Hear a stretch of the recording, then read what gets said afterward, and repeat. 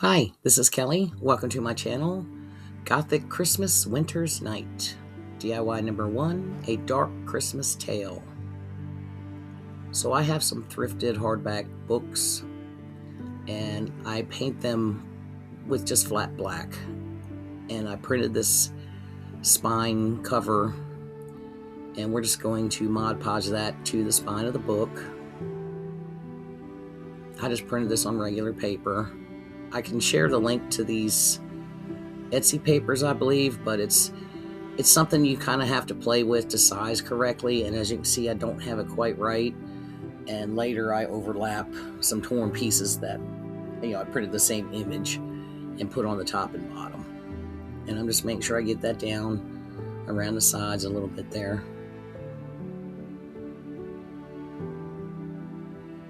And a little more Mod Podge. Do the other side.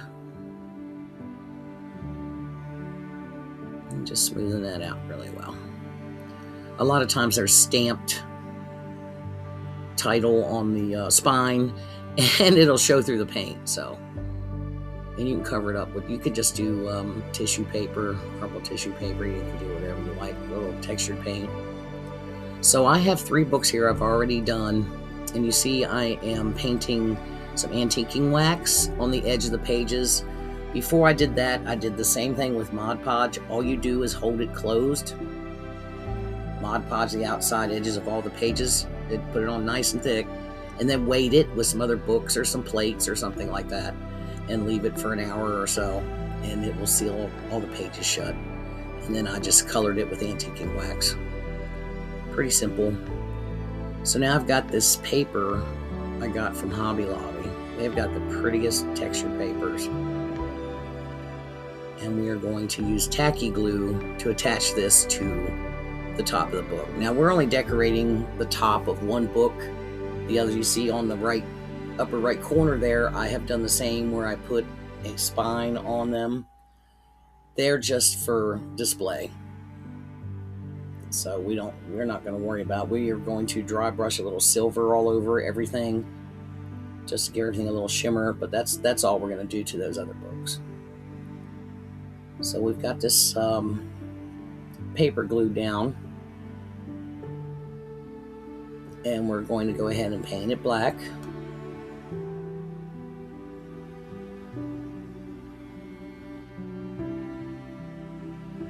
And I have it cut, or I used the corner of it, so it was already a straight cut for the side and one of the ends. And then I tore it along the edge that was going to go against the spine cover piece,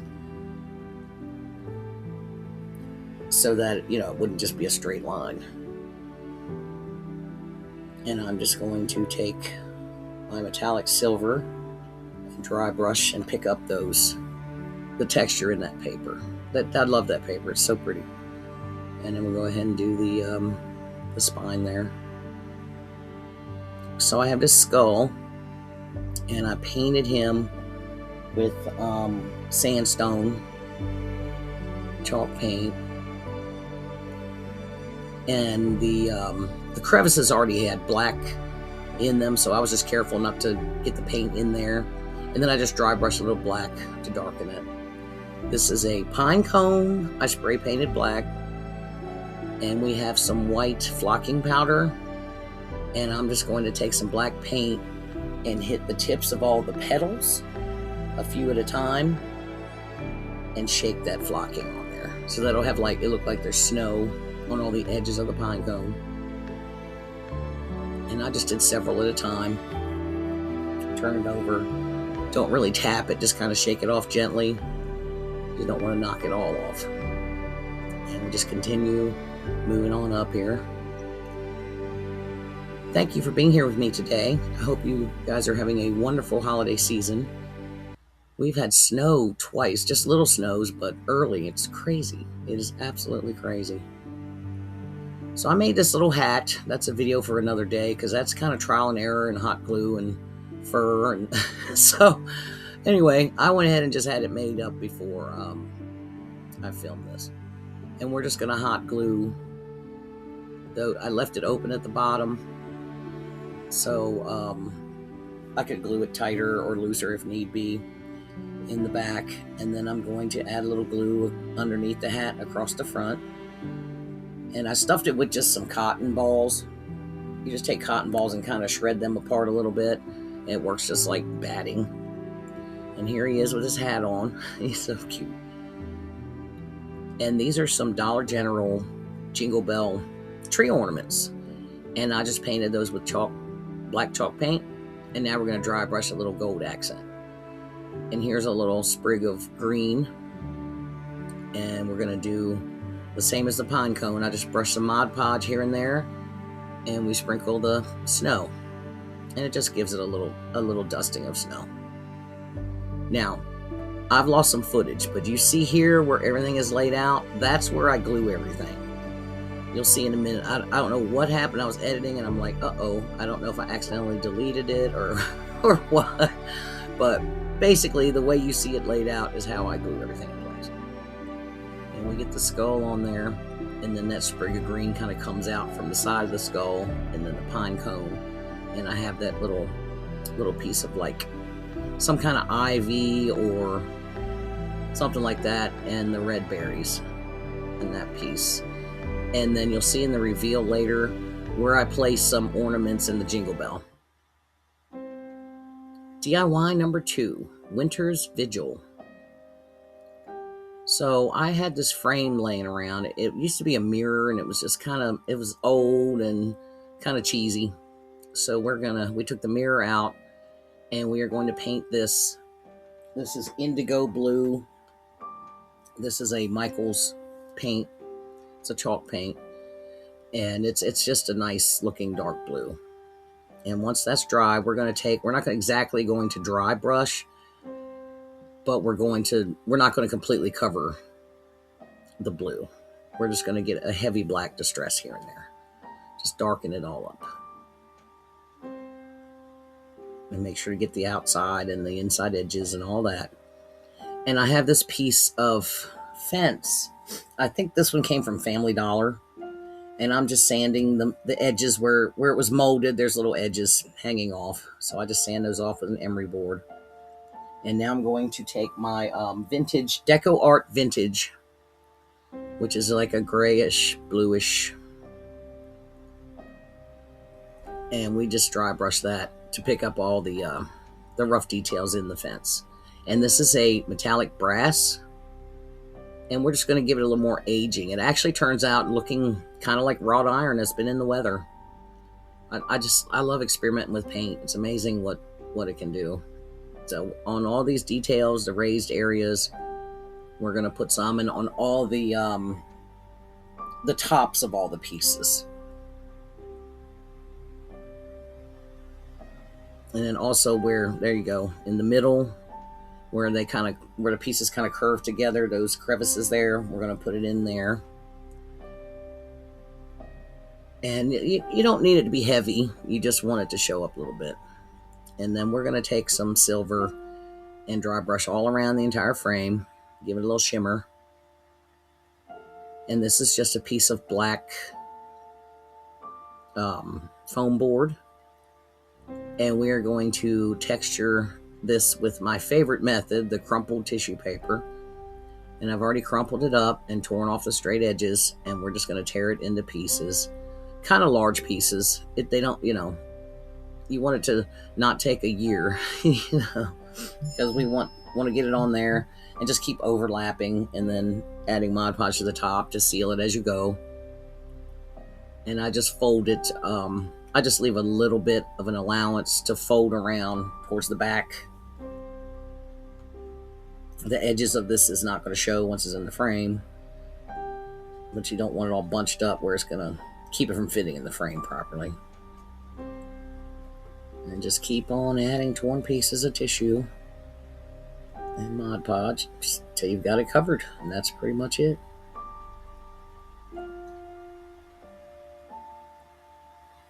One more piece.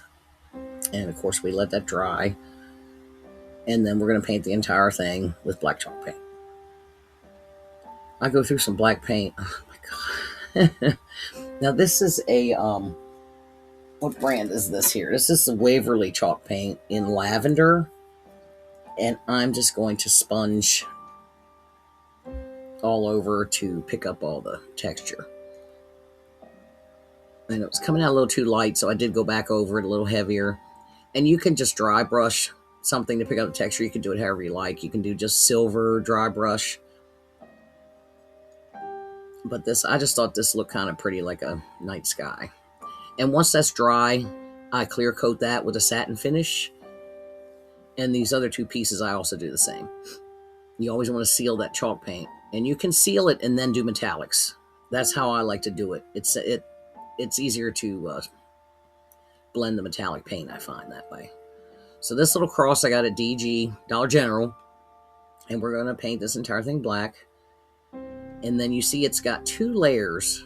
In that top layer piece, I'm going to use this black paint, equal parts black paint and baking soda. And I'm just going to dab that on that top, that raised area of the cross. We want that to show up a little different than the backing, because the backing has more of an ornate shape to it. This is a metallic midnight blue, folk art, got it at Hobby Lobby. And I've already clear coated it with the satin finish. So we are going to dry brush this metallic, kind of a heavy dry brush though, on the backing piece. Isn't that pretty? That color is so pretty.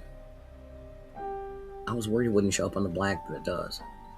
And this is just a really bright silver metallic that I'm going to dry brush on the top piece to pick up all the texture there. And then we're going to get our brass metallic again and do the similar treatment that we did the fence, because I was trying to make the cross look like it was iron as well. And I go over the very front a little bit here and there. And you want to get the edges really well, especially the outside top portions, like it's a staining kind of coming down from the top edge. And you see how I'm doing there. I also do the same thing to the back piece, but just here and there. You don't want to cover the entire thing. Pick up all the edges of everything with that brass.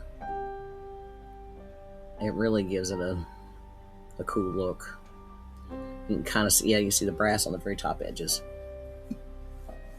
Now I've got my tacky glue, and I'm going to take a brush and spread that around the inside of the frame to glue the backing in place.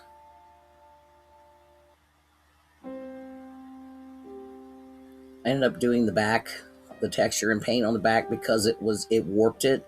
If you do the same treatment to the back as the front, sometimes it'll pull it back in the other direction and flatten it out. So I went ahead and did that. So once we get that glued in place, we're going to put some weight on it. Now I put these books on there. I take it in the kitchen and put plates on top, and I leave it like that for about an hour. Then I added some hot glue just to reinforce. And on the piece of gate, I took some hot glue and filled in the empty space on the back across the bottom, so I'd have more contact area for the glue.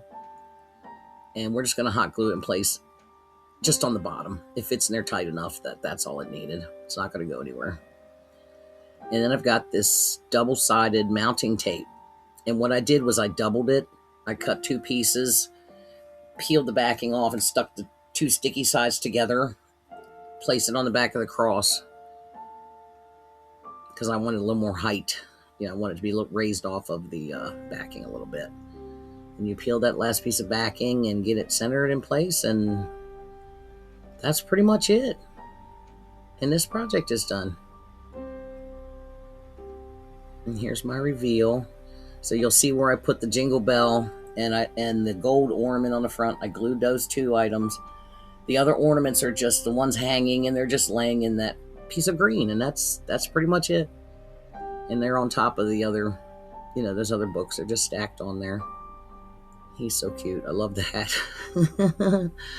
So much fun. And here's my iron cross cathedral window, whatever you want to call this. I wasn't sure what to call it, but it's Gothic and it's pretty, and it says winter to me. Thank you again for being here with me today. I hope you enjoyed today's video. Don't forget to like and share and all the things. Bye.